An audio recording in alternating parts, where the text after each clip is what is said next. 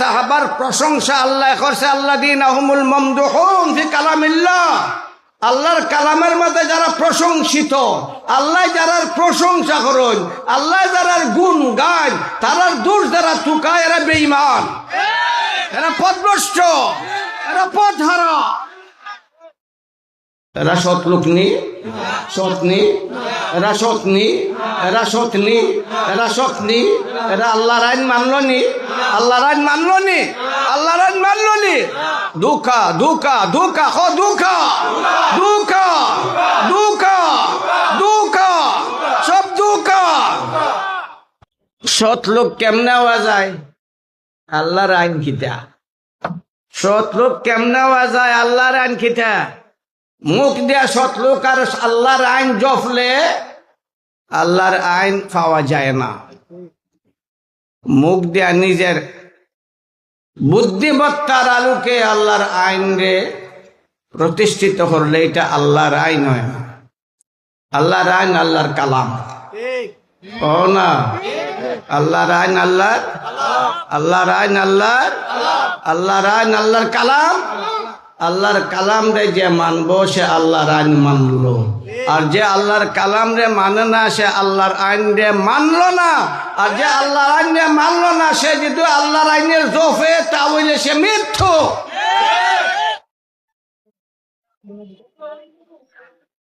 আল্লাহ এখন নবীর কোনো গুনাহ নাই। লিয়াগফির লাকাল্লাহু মা তাকাদ্দামা মিন যামবিকা ওয়া মা তাআখার। আয়েশা রাদিয়াল্লাহু তাআলা আনহা তাফসীর বুখারী শরীফের মাঝে আছে। আমার নবীর কাছে প্রশ্ন করেন, এ নবী, তুমিও তো লম্বা লম্বা নামাজ পড়ো, এত দীর্ঘক্ষণ নামাজে দাঁড়াও, দাঁড়াইতে দাঁড়াইতে তোমার পাও ফুলি যায়, ফাটি যায়। তুমি এত কান্নাকাটি করো, কোন কোন রায় কেশার পরে খান্দর ফজরত হইয়া যায়।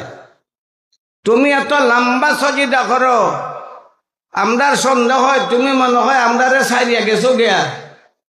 এত পরিশ্রম, তওবা ইস্তেগফার করো 70 বার 100 বার। আল্লাহ তো তোমার ব্যাপারে কইছেন লিয়াগফির লাকাল্লাহু মা তাকাদ্দামা মিন যামবিকা ওয়া মা তাআখার। তোমার কোনো গুনাহ কও না, কও না জুড়ে, কও না জুড়ে। আল্লাহ এখন তোমার কোনো গুনাহ নাই। মা আয়েশায় সপ্রমাণ প্রশ্ন করেন, মুদল্লল প্রশ্ন, দলিল সারা প্রশ্ন নাই, দলিল সব প্রশ্ন। আর দলিলটাও দিছেন কিতা দিয়া? আল্লাহর কালাম দিয়া। কিতা দিয়ে দিছেন? কনা লিয়াগফির লাকাল্লাহু মা তাকাদ্দামা মিন যামবিকা ওয়া মা তাআখার। আল্লাহ কইছেন তুমি পাপ মুক্ত, তোমার কোনো পাপ নাই।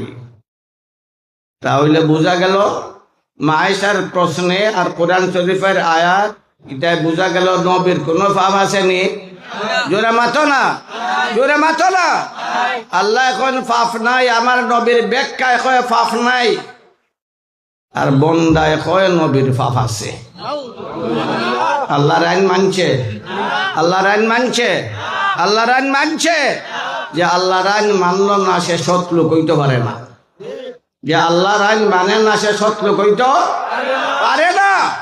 কোরআনের অপব্যাখ্যা দিয়া নবীর উপর পাপের দাগ লাগাইয়া যদি আমি কই আল্লাহর আইন আর সৎ লোক, তাহলে আমি মিথ্যুক।